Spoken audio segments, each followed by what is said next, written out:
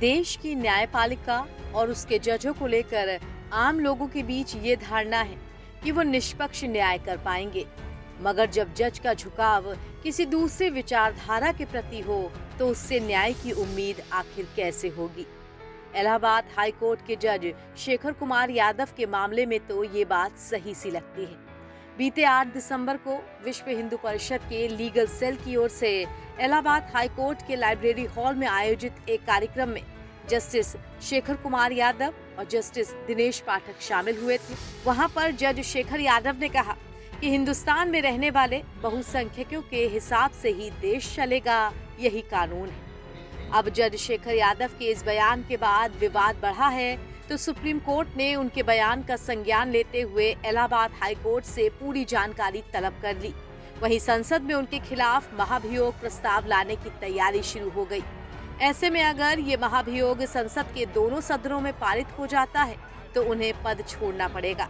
हालांकि ये प्रक्रिया जटिल है, जिससे जजों का संरक्षण भी मिल जाता है।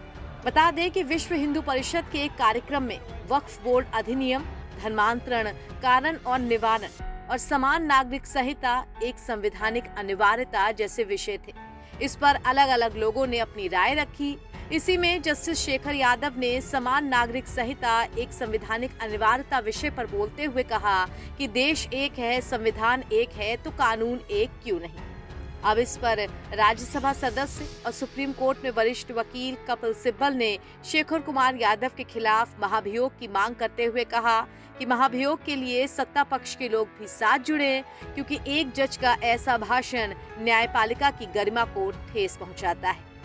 आपको बता दें कि किसी जज के खिलाफ महाभियोग संसद के किसी भी सदन यानी कि निचले सदन लोकसभा या उच्च सदन राज्यसभा में पेश किया जा सकता है। प्रस्ताव लोकसभा में पेश किया जा रहा है तो उसमें लगभग लोकसभा के कम से कम 100 सदस्यों और राज्यसभा में पेश किया जा रहा है तो राज्यसभा के कम से कम 50 सदस्यों का समर्थन यानी उनके दस्तखत होने चाहिए। सांसदों के हस्ताक्षर वाले प्रस्ताव को लोकसभा के स्पीकर या राज्यसभा के स्पीकर के स्वीकार करने के बाद ही किसी जज को हटाने की प्रक्रिया आगे बढ़ सकती है।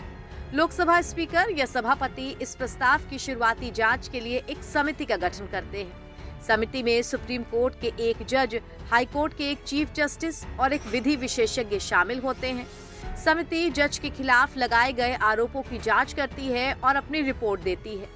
यदि समिति की रिपोर्ट में आरोप सही पाए जाते हैं तो संसद में महाभियोग प्रस्ताव पेश किया जाता है। संविधान के अनुच्छेद 124(4) के मुताबिक जज को हटाने की प्रक्रिया तभी आगे बढ़ती है जब इस प्रस्ताव को दोनों सदनों के कुल सदस्यों में से बहुमत का समर्थन मिलता है। साथ ही प्रस्ताव का समर्थन करने वाले सांसदों की संख्या सदन में मौजूद और मतदान करने वाले सदस्यों की 2/3 से कम नहीं होनी चाहिए। जज को हटाने की सारी प्रक्रिया पूरी होने के बाद ये प्रस्ताव राष्ट्रपति के पास जाता है। इसके बाद राष्ट्रपति के आदेश पर ही जज हटाए जा सकते हैं। NBT ऑनलाइन की रिपोर्ट।